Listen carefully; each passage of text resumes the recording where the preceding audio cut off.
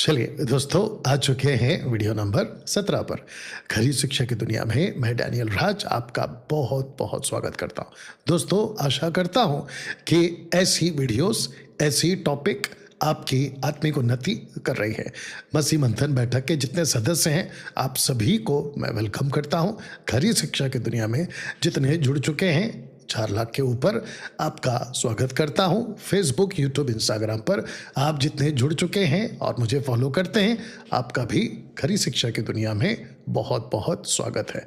दोस्तों, आप जानते हैं कि 2026 में मैं खूब वीडियो बनाने जा रहा हूं और जिसके चलते आ चुका है वीडियो नंबर 17। इसका मतलब ये हुआ कि अब तक आप जब मुझे सुन रहे हैं, अब तक 16 वीडियो अपलोड हो चुकी है। ऐसे टॉपिक बात करता हूं, यदि उसमें से आप कुछ सीख सकें तो लीजिएगा, हासिल करिएगा और प्रभु के राज्य में रूटेड हुआ करिएगा। चलिए दोस्तों, फेसबुक, यूट्यूब, इंस्टाग्राम पर आप मुझे फॉलो कर सकते हैं। मैं चाहता हूं कि सब्सक्राइब करें, बेल आइकन प्रेस करें, लाइक दें, कमेंट करें, जैसा ठीक लगता है करिएगा। दूसरों को इनवाइट करिएगा कि डैनियल राज की आप लोग सोशल प्लेटफॉर्म पे वीडियो देखें। अगर आपको लगता है कि ऐसा करना उचित है तो करिएगा। साथ ही साथ दोस्तों, मैं चाहता हूं कि आपको बिल्कुल स्पष्ट कह दूं कि डैनियल राज सोशल प्लेटफॉर्म से पैसे नहीं कमाता। मेरा किसी प्रकार का कोई भी चैनल, कोई भी पेज मोनेटाइज नहीं है। दोस्तों, उसके बावजूद जब वीडियो बनती है, जो टोटल सेटअप होता है ना, उसका खूब पैसा लगता है। अगर आपको लगता है कि आप मेरे मंथली सपोर्टर के रूप में पार्टनर, सहयोगी बनना चाहते हैं, मैं आपका वेलकम करता हूं और डिस्क्रिप्शन बॉक्स में office number, MMB office number मैं डाल चुका हूं, तो जिसके चलते मैं आपका वेलकम करता हूं। आइए और इस सेवा को अपने आत्मिक, आर्थिक, जैसा ठीक लगे आप लोग जो है सहयोग दीजिएगा। आगे बढ़ते हैं। आज का जो टॉपिक है वीडियो नंबर 17 का, वो है ये वाला ये वाला भाषा, यानी कि अन्य भाषा, ग्लोसा एक चिन्ह के तौर पे दिया गया था। आपको बताता चलूं कि अगर आप प्रेरितों की किताब, पहला अध्याय, दूसरा अध्याय, मैंने इसके टोटल 3 से 4 पार्ट्स बनाए। अगर आप इसको बारीकी से अध्ययन करोगे, प्रेरितों की पुस्तक को, क्योंकि पेंतेकोस्त का जिक्र मात्र प्रेरितों की किताब में ही आपको मिलेगा, बाकी किसी किताब में नहीं मिलेगा। यानी कि रोमियो की किताब, पहला कुरिन्थियों, दूसरा कुरिन्थियों की किताब, फिर उसके बाद में गलातियों, इफिसियों, फिलिपियों, कुलुसियों, थिस्सलुनीकियों, दूसरा थिस्सलुनीकी, पहला तिमोथी, दूसरा तिमोथी, तीतुस, फिलोमेन, हिब्रू, याकूब, पहला पत्र, दूसरा यूहन्ना, पहला यूहन्ना, तीसरा चौथा, माफ करना, तीसरा यूहन्ना, फिर यूदा की पुस्तक और प्रकाशित वाक्य। ऐसे टोटल 27 पुस्तकों में मत्ती, मरकुस, लूका, यूहन्ना को भी अगर आप काउंट करोगे तो प्रेरितों की ही किताब मात्र कहती है कि पेंतेकोस्त के दिन दरअसल हुआ क्या था। दूसरी चीज, जिस शख्स ने इसको लिखा है उसका नाम है डॉक्टर लूक, यानी कि पौलुस का चेला, जिसको कहते हैं लूक। लूका वो है जो पौलुस के साथ में मिशनरी जर्नी में उसका सेवक था, यानी कि उसका डिसाइपल था, और उसने एक एक चीज को बारीकी से समझा। जैसे लूका की पहली पुस्तक, पहला अध्याय, लूका की पहला चैप्टर, पहला ही वचन से वो स्पष्ट कहता है कि मैंने बड़ी जांच करके हे थियोफिलुस तुझे लिखा है। तो जिसके चलते दोस्तों, भाषा जब उतरी थी पेंतेकोस्त के दिन, जिसको मैं कहता हूँ ग्लोसा, आज जो पेंटिकोस्टल, कैरिस्मेटिक और कुछ अफ्रीकन अमेरिकन के जो लोगों ने उसको गलत तरीके से, जब से 1906 विलियम सीमोर, अजूजा स्ट्रीट का रिवाइवल, जब से वो कल्ट टीचिंग आया है, इस भाषा को, जिसको कहते हैं कि मरकुस 16:16 से आगे प्रभु यीशु ने एक बड़ी अच्छी बात को कहा था कि जो विश्वास करेगा वो नई नई भाषा बोलेगा, यानी कि प्लूरल लैंग्वेज, प्लूरल यानी बहुवचन, पर उसको उठाकर एक भाषा कर दिया और उसको कहते हैं अननोन टंग, यानी कि एक ऐसी भाषा जिसको कहते हैं स्वर्गीय भाषा। इस डॉक्ट्रिन का ओपन चैलेंज डंकी की चोट पे, इस डॉक्ट्रिन का, कौन सा जिब्रिश अन्य भाषा का जो डॉक्ट्रिन है, ना तो बाइबल में उसका सर है ना उसका पैर है। लेकिन धड़ल्ले से बोला जा रहा है, तो जिसके चलते मेगा चर्च के कुछ सो कॉल्ड बड़े बड़े पास्टर वो डमरू घुमाते हैं और उसके छिटुर पुटुर बंदर नाचते हुए आपको सोशल प्लेटफॉर्म पे दिख जाएंगे, और जिसके चलते वो मुझे तक कहते हैं कि अन्य भाषा के प्रति डैनियल राज गलत है।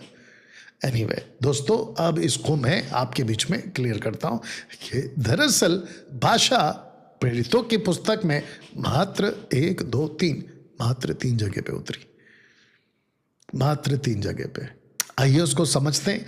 तो सबसे पहला, अगर आप देख सकोगे कि एक्ट चैप्टर 1 में चैप्टर 1 का 10 अगर आप पढ़ोगे 10-11, तो लिखा है कि यीशु अपने चेलों से बात करने के बाद उठा लिए गए, असेंशन उठा लिए गए। बट चैप्टर 2 को जब आप पढ़ते हो, बारीकी से मैंने रखा है, आप उसको पॉज करके या फिर उसको जूम आउट करके देख लेना, ठीक है ना। चैप्टर 2 में पवित्र आत्मा ठीक 10 दिन के बाद नीचे आता है।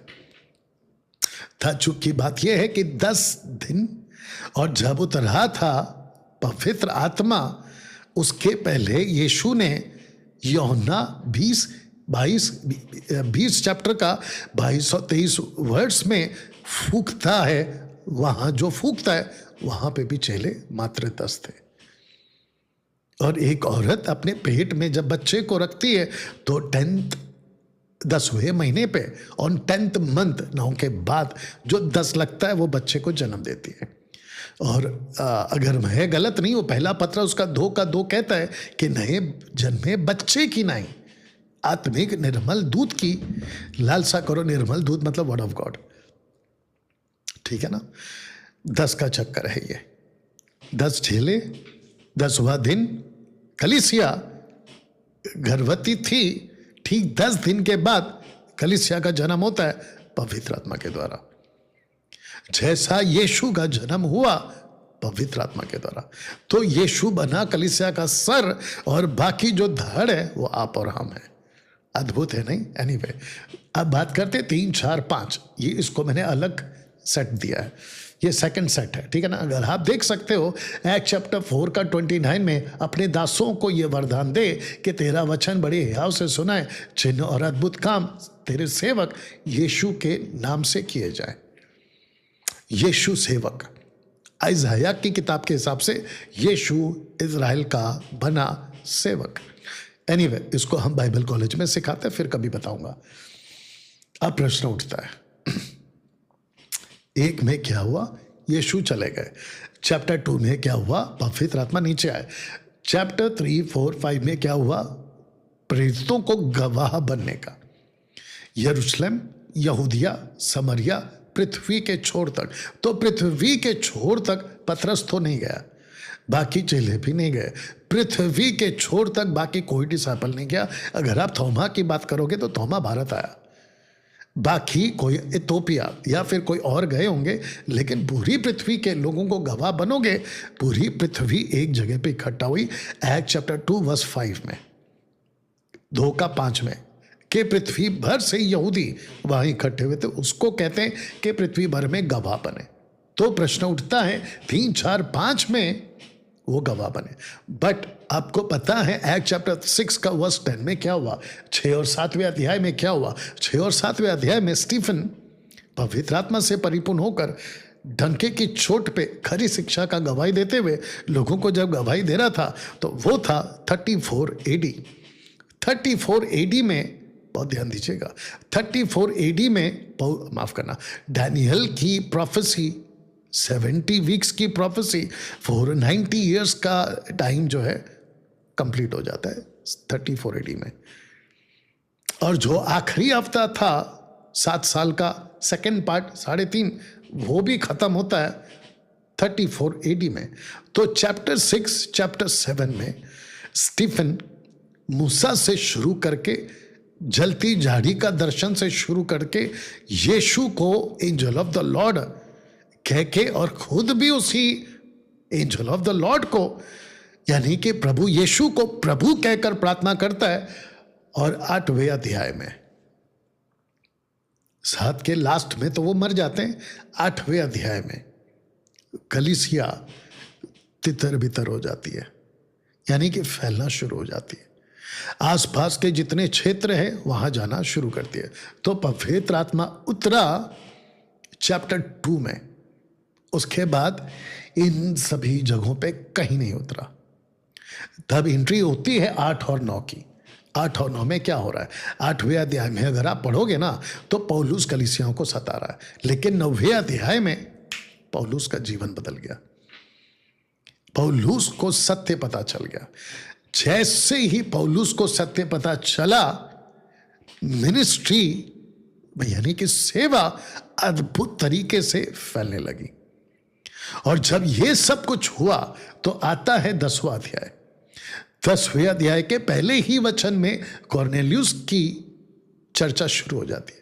कॉर्नेलियुस के बारे में पवित्र आत्मा खुद पतरस को कहता है कि तुझे जाना है और कॉर्नेलियुस को वचन सुनाना है। इसी 10 के 44 में 44 में आपको पता चलेगा कि पवित्र आत्मा पतरस प्रचार कर ही रहा था कि उसको इंटरप्ट कर देता है, यानी कि उसको रोक देता है और खुद नीचे आ जाता है और कॉर्नेलियुस के ऊपर ऐसे ही जैसे कि चैप्टर 2 में आया था उतरता है और वहां जितने बैठे थे उन सब से अन्य भाषा में परमेश्वर की बड़ाई करते हुए बोलना शुरू कर देता है। अब प्रश्न उठता है, चैप्टर 2 में जूविश है, चैप्टर 10 में जेंटाइल्स है। वाह, अन्य भाषा उतरा। चैप्टर 2 चैप्टर 10 में कौन सा वचन याद आ रहा है? कौन सा वचन पूरा हो गया? मरकुस 16 का 17 और 18, जहां यीशु ने कहा कि जो विश्वास करेगा उसमें यह चिन्ह होगा, वो नई नई भाषा बोलेंगे। अब प्रश्न उठता है दोस्तों, चैप्टर 2 में कौन सी भाषा बोली? ग्लोसा, अर्थली लैंग्वेज। चैप्टर 10 में कौन सी भाषा बोली? ग्लोसा, अर्थली लैंग्वेज। ऊपर चैप्टर 2 में भी प्लूरल फॉर्म में भाषा उतरी, चैप्टर 10 में भी प्लूरल फॉर्म में भाषा उतरी, यानी कि अनेक भाषाओं में, भिन्न भिन्न भाषाओं में कॉर्नेलियुस और उसके लोगों ने बात करी और पतरस उसको देख रहा है और पतरस समझ भी रहा है। You understand? पतरस ने ये नहीं कहा कि ये नशे में, क्योंकि पतरस को पता था कि ये क्या चीज है। दोस्तों, अगर आपको पता होगा कि चैप्टर 2 में जब पतरस और 120 कुल मिलाकर जब भाषा में बात कर रहे थे ना, तो वहां कुछ लोग थे, यरूशलेम के लोग, वो कह रहे थे कि ये नए नशे की मदिरा में बात कर रहे हैं, यानी कि पियक्कड़ है ये लोग। लेकिन वहां किसी ने नहीं कहा, वो चाहे मजाक उड़ाने वाले लोग तक हो, किसी ने नहीं कहा कि हमको इनकी भाषा समझ में नहीं आ रही। नेवर। मेरा ओपन चैलेंज है, निकाल के बता दे कोई कि उन्होंने कहा कि हमको भाषा समझ में नहीं आती। तो ये पेंटिकॉस्टल वाले कैसे कह सकते हैं कि जो भाषा में बात करता है वो बेकाबू हो जाता है? ये दुष्ट आत्मा का कार्य आपके ऊपर हो रहा है, आपको पता तक नहीं चल रहा है। लूसीफर का स्पिरिट में तुम ग्रस्त हो, possessed by demons, Satan spirit. Kanchal Mittal ministry में आपको ये दिख जाएगा, जो कि उसके अंदर जो दुष्ट आत्मा थी कहती है कि अन्य भाषा में बात करने से डैनियल राज मना करता है। आप लोगों ने वीडियो देखा होगा कि नहीं देखा होगा? बताइए। आप सोच नहीं सकते, इतनी गड़बड़ है ना ये जिब्रिश वालों में कि आप सोच नहीं सकते। और मुझे ताज्जुब है, ढंके की चोट पे मैं बैठा हूं सोशल प्लेटफॉर्म पे ललकारते हुए, शेर की दहाड़ लगाते हुए, लेकिन इनमें से एक भी बंदा सामने नहीं आता।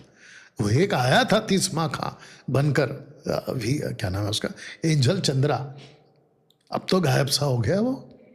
और उसका जो होस्ट था इमैनुअल, प्रॉफिट इमैनुअल, वो भी गायब। एनीवे, अब आपको बताता हूं, चैप्टर 2 में पवित्र आत्मा का अन्य भाषा उतरा प्लूरल फॉर्म में, सबको समझ आ रही थी। कोरिन्थ के कलीसिया, माफ करना, कॉर्नेलियुस के टाइम पे भी चैप्टर 10 में अन्य भाषा का दान उतरा प्लूरल फॉर्म में, यानी कि बहुवचन में। अब रखता हूं थर्ड वाला 19वें अध्याय में, जहां पे इफिसस के रास्ते में पौलुस को 12 लड़के मिलते हैं, ऐसे लड़के जो जॉन द बैप्टिस्ट के डिसाइपल थे। जिनका बपतिस्मा हुआ था यूहन्ना बपतिस्मा देने वाले के शिक्षा के दायरे में। पौलुस ने एक ही प्रश्न पूछा। उसने पूछा, क्या तुमने पवित्र आत्मा का दान पाया है? वो कहते हैं कि हमने तो चर्चा तक नहीं सुनी। वजह क्या है? तब तक किताबें लिखी नहीं गई थी, क्योंकि लूक इस चैप्टर को, माफ करना, इस पुस्तक को, जिसको कहते प्रेरितों की किताब, कम से कम 30 से 31 साल के बाद लिखता है। तो जो घटना घटी थी वो घटी थी यरूशलेम में। उसके आसपास के जितने क्षेत्र हैं वहां किसी को नहीं पता कि क्या हुआ था। इसलिए इफिसुस के लड़के, यानी कि ये 12 चेले जॉन द बैप्टिस्ट के, कहते हैं कि हमको तो चर्चा तक नहीं पता इसकी, हमको मालूम भी नहीं है क्या चीज है। तब पौलुस कहता है, तुम्हारा बपतिस्मा किस नाम से हुआ है? दूसरे शब्दों में बपतिस्मा का कनेक्शन टीचिंग से आएगा। मूसा का बपतिस्मा, जॉन का बपतिस्मा, यीशु का बपतिस्मा। तो इसमें टीचिंग छुपा हुआ है या टीचिंग से कनेक्टेड है, ठीक है ना। तब उसने उनको यीशु के बारे में बताया, सही शिक्षा दी, और फिर उनका बपतिस्मा हुआ। और उसके बाद में, और बपतिस्मा किस नाम से हुआ? प्रभु यीशु के नाम से। इसके ऊपर फिर कभी बात करूंगा। इफिसुस के 12 लड़कों को पवित्र आत्मा मिलता है। अब प्रश्न उठता है कि इफिसुस के 12 लड़कों को सिर्फ अन्य भाषा नहीं मिला, इफिसुस के 12 लड़कों को अन्य भाषा भी मिला, साथ ही साथ प्रोफेसी भी मिली, फोर्थ टेलिंग, प्रोफेटोस। तो चैप्टर 2 में एक ही दान उतरा, यानी कि भिन्न भिन्न भाषा का, लेकिन प्रोफेसी नहीं आई। कॉर्नेलियस के टाइम पे भी भिन्न भिन्न भाषा उतरा, लेकिन fourth telling the word of God, prophecy, भविष्यवाणी का दान नहीं आया। लेकिन 19वें अध्याय में भाषा भी उतरी, भिन्न भिन्न भाषा, साथ ही साथ में प्रभु का वचन प्रचार करने का उनको गिफ्ट भी मिला। अब सुनिएगा, यही लड़के 12 लड़के जो कोरिन्थ में गए थे, वहां जाके टीच किए थे, और कोरिन्थ के लड़कों ने कहा, माफ करना, कोरिन्थियों की कलीसिया जो बिल्कुल नई थी, उन्होंने कहा कि अरे वाह, यहां तो अब तक हमको पता था कि सिर्फ अन्य भाषा आता है, लेकिन ये 12 लड़के वो हैं जिनको भविष्यवाणी भी आ रही है, वर्ड ऑफ गॉड। तो उन दिनों में दोस्तों बाइबल नहीं थी। जो तन्हाक होता था ना, वो सिर्फ मंदिर में रखा जाता था, लोग लेकर नहीं घूमते थे। हाँ, जिसको कोई स्क्रोल मिल जाता था, जैसे कि इथोपियन का वो खोजा था, जो यशाया का 53 अध्याय का एक टुकड़ा पड़ रहा था, स्क्रोल, दैट्स इट। ऐसे किसी के पास में पूरी की पूरी बाइबल, जैसे आज हमारे पास में पूरी बाइबल है ना, वैसा नहीं होती थी। तो इन लोगों को पता था कि अगर प्रभु का वचन प्रचार करना है, मूर्ति पूजा से अलग रहो, फिर व्यभिचार से अलग रहो, संसार से अलग रहो, ऐसी बातों को अगर सिखाना है तो हमको अलौकिक प्रचार चाहिए। उस अलौकिक प्रचार को कहते हैं कि अगर अलौकिक प्रचार आ रहा है जो कि सुपरनैचुरल होता था और उनकी लोकल भाषा में आता था, क्योंकि भिन्न भिन्न भाषा का दान दिया गया था, तो वो जब प्रीच करते थे तो उसी को पौलुस ने कहा 1 कुरिन्थियों 14:2 में कि तुम गुप्त की बातें बोलते तो हो, लेकिन वहां के मनुष्य उसको नहीं समझता। इसीलिए 27 वचन कहता है 14 का कि अनुवादक अगर है तो बोलना, नहीं तो नहीं बोलना। दोस्तों ये ऐसा है, लेकिन ये कुछ अजूजा स्ट्रीट की रिवाइवल की वजह से कुछ नाचने वाले बंदरों ने, क्योंकि विलियम सी मोर बंदर मदारी डमरू बजा के चला गया, लेकिन उसके बंदर अभी मार्केट में नाच रहे हैं। और आप लोगों को ऐसा उल्लू बनाते हैं कि जब तुम भाषा में बात करते हो तो प्रभु से बात करते हो, जबकि शैतान से बात कर रहे हो। टोटल बकवास है। तो दोस्तों, जिसके चलते आपके बीच ये बात रखता चलो कि चैप्टर 2, चैप्टर 10, चैप्टर 19 में ही पवित्र आत्मा उतरे थे, लेकिन चैप्टर 2, चैप्टर 10 में अन्य भाषाओं का दान उतरा। लेकिन चैप्टर 19 बहुत यूनिक है, बहुत अलग है। उसमें 2 बातें आई, अन्य भाषाएं और भविष्यवाणी, यानी कि fourth telling, word of God. दोस्तों, आशा करता हूं कि वीडियो नंबर 17 से आपने जो है आज बहुत कुछ सीखा है। तो वापस याद दिला दूं, 2026 में ऐसी ही खूब सारी बातें आपके बीच में रखता चला जाऊंगा, सिखाता चला जाऊंगा। तो वापस कहता हूं कि सब्सक्राइब नहीं किया है, कर लीजिए। बेल आइकन प्रेस नहीं किया है, कर लीजिए। फेसबुक, यूट्यूब और इंस्टाग्राम पे फॉलो नहीं किया, कर लीजिए। और साथ ही साथ ऐसी वीडियो को मैं और बना सकूं, आपकी आत्मिक उन्नति करवा सकूं, मेरे मंथली सपोर्टर के तौर पे, आपकी आर्थिक सहायता के तौर पे आप मेरे सहयोगी बने, पार्टनर बने। मिलते हैं अगले वीडियो के साथ, वीडियो नंबर 18 के साथ। तब तक अपना ख्याल रखें, अपनी आत्मिक उन्नति करें ऐसी शिक्षाओं के साथ। प्रभु आपको आशीष दे और ब्लेस।